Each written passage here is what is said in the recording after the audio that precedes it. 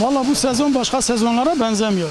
Yani doğal gazın yayılması, hayat pahalılığı, fiyatların pahalı olması geçmiş sezonlara hiç benzemiyor. Yani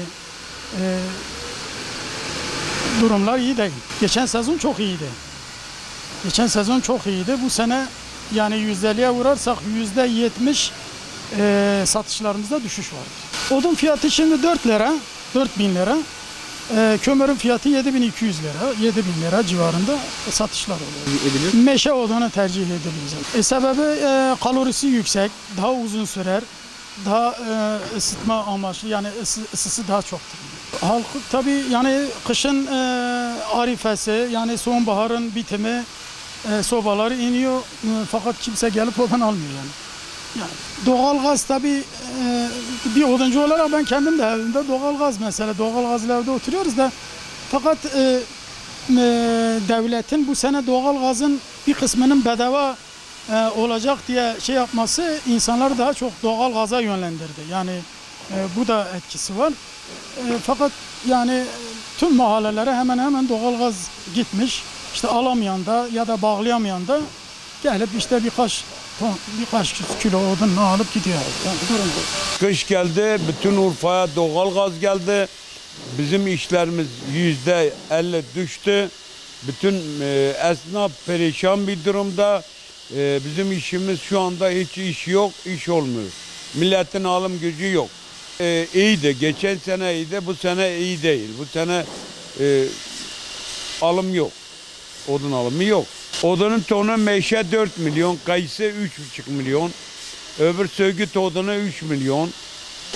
Odunlar şu anda Şırnak'tan geliyor. Daha önce odunlarımız batıdan geliyordu. Batıdan geldiği zaman nakliye farkı çok yüksek, kira yüksek, maliyet yüksek oluyordu. Şu anda Şırnak'tan geliyor.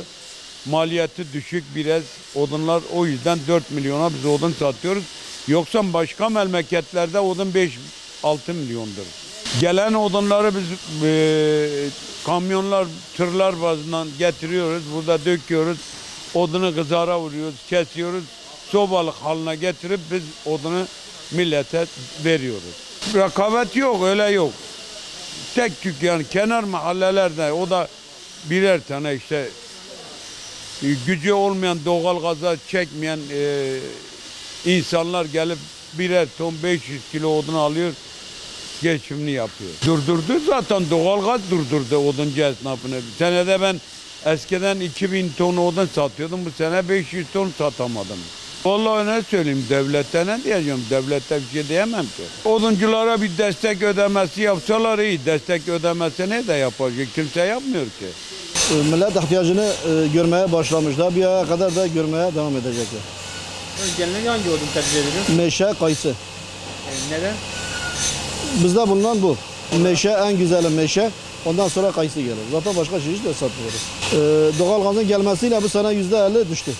%60-70'lere etkiledi. Yani sadece Urfa'nın %30'u kalmış. Sıkıntı çekmiyoruz. Sıkıntı, millet rahat etsin. Doğalgazın gelmesi bir yandan iyidir milletimiz için, güzel bir şey. Satışlar güzel. Meşe, Şırnak. Fiyatlar birbirini tutmuyor. Bu akaryakıt zamlarından, kira zamlarından birbirini tutmuyor yani. Ya. Günlük fiyat değişiyor. Yetkililerden talebimiz yok. Yetkililer yollarımızı yapsın, sokaklarımızı yapsın. Bu doğalgazın bozduğu sokakları yapılsın. Doğalgaz çekmişler, taşlar, topraklar hala duruyor. Arabalarımız mahallelere giremiyor, sokak aralarına giremiyor. Burada 2 tane köprümüz var, yapılmıyor. Mağduruz. Karşı tarafa geçemiyoruz. Bizim tamirci ustalarımız karşı tarafta, bışkılarımız kırılıyor, götüremiyoruz. Çok sıkıntı yani. Bu köprülerin yapılmaması bizim için büyük bir sıkıntı. Kamyonetler için sıkıntı, uzak yollardan dolaşıyorlar. Büyük sıkıntımız bu 2 tane köprü.